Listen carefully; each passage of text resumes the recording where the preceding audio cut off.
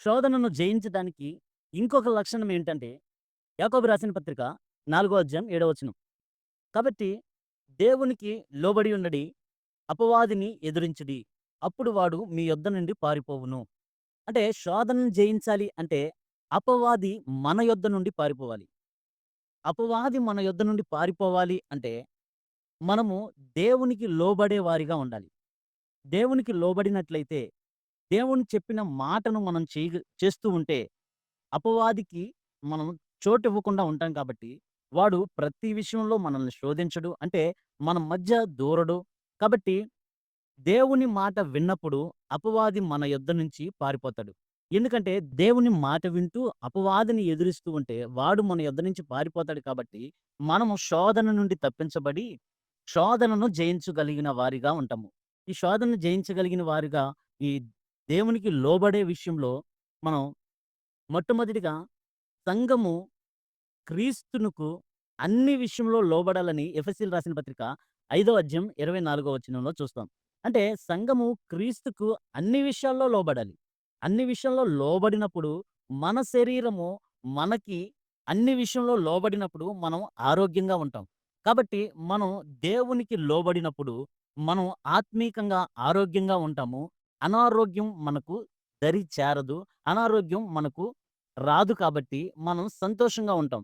అలాగే మనం దేవుని మాటకు లోబడినట్లయితే ప్రతి విశ్వాసి, ప్రతి క్రైస్తవుడు శోధన నుంచి తప్పించబడాలి అంటే దేవుని మాటకు లోబడేవారిగా ఉండాలి. దేవుని వాక్య ప్రకారం నడుచుకునే వారిగా ఉండాలి. అంత మాత్రమే కాదు, అపవాదిని ఎదిరించు వారిగా ఉండాలి. అపవాదిని ఎదిరించడం అంటే పాపాన్ని నువ్వు ఎదిరించి పాపము నుండి నువ్వు తప్పించబడి పాపం నుంచి ఎప్పుడైతే నువ్వు తప్పించబడతావో, అపవాదిని ఎదిరించు వాడిగా ఉంటావు. దేవుని మాటకు ఎప్పుడైతే నువ్వు లోబడతావో, అపవాది నీ యొద్దకు రాడు, పారిపోతాడు. కాబట్టి మొట్టమొదటిగా దేవునికి లోబడి ఉన్నట్లు అంటే సంఘము క్రీస్తుకు లోబడి ఉన్నట్లు నువ్వు అన్ని విషయంలో దేవునికి లోబడాలి.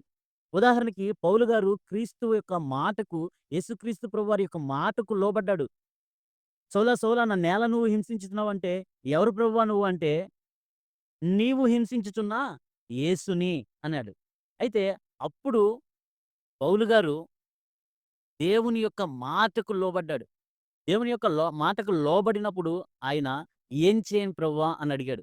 ఎప్పుడైతే మనం దేవునికి లోబడతామో మన ఇష్టం కాదు గానీ, దేవుని ఇష్టం చేయడానికి మనం ఇష్టపడతాం. దేవుని యొక్క చిత్త ప్రకారం నడవడానికి ఇష్టపడతాం. దేవుని యొక్క వాక్యానుసారంగా నడవడానికి ఇష్టపడతాం. అందుకనే పౌలు గారిని దేవుడు ఏర్పరచుకున్న సాధనం అన్నాడు. ఎందుకని? మాట్లాడాడు, దేవుడు దర్శించాడు. తన వాక్కు ద్వారా దర్శించాడు. ఇంకా ఆయన చిత్తాన్ని వదిలేశాడు. ఆయనకు మనోనేత్రాలు వెలిగించబడ్డాయి. భౌతికమైన నేత్రాలు మూయబడ్డాయి. అలాగే మన యొక్క భౌతికమైన నేత్రాలు మూయబడ్డం అంటే నేత్రాశ, జీవబడంబం వీటి నుంచి మనం తప్పించబడినప్పుడు, మన భౌతికమైన నేత్రాలకి విలువివ్వము గాని, ఆత్మీయమైన నేత్రాలకే విలువిచ్చేవారుగా ఉంటాము.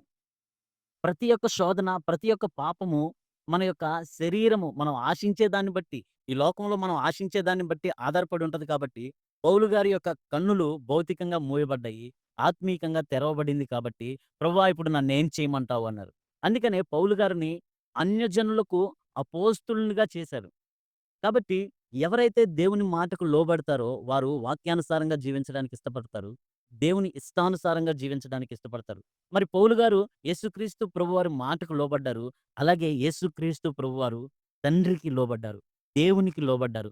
దేవుని చిత్తం నెరవేర్చారు. ఈనాడు యేసుక్రీస్తు ప్రభువారు తండ్రి చిత్తాన్ని నెరవేర్చారు కాబట్టే ఈనాడు అనేక మంది క్రైస్తవులు నిత్య జీవానికి వారసులుగా ఉన్నారు.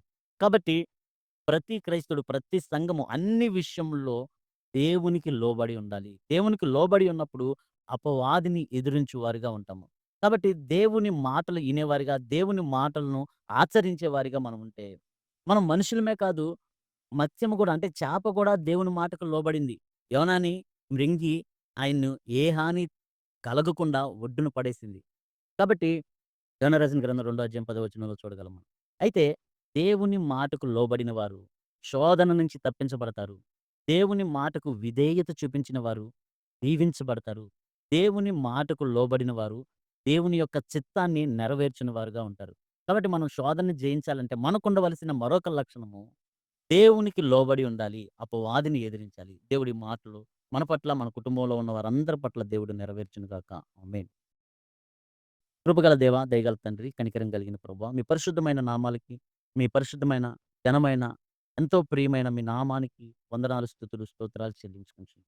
ప్రభువా, మేము శోధనలో నుంచి తప్పించబడుటకు ప్రభువా, మీరిచ్చిన మరొక లక్షణం, మీరు చెప్పిన మరొక లక్షణం చొప్పున మేము జరిగించడానికి మాకు శక్తి, బలము, సమయమును, సంపదను మాకు దయచేస్తారని నమ్ముతూ, విశ్వసిస్తూ, మా ప్రియ రక్షకుడు, మీ ప్రియ కుమారుడైన నజరేయుడైన యేసుక్రీస్తు నామములో అడిగి పొందుకొని ఉన్నాం మా పరమ తండ్రి. ఆమేన్.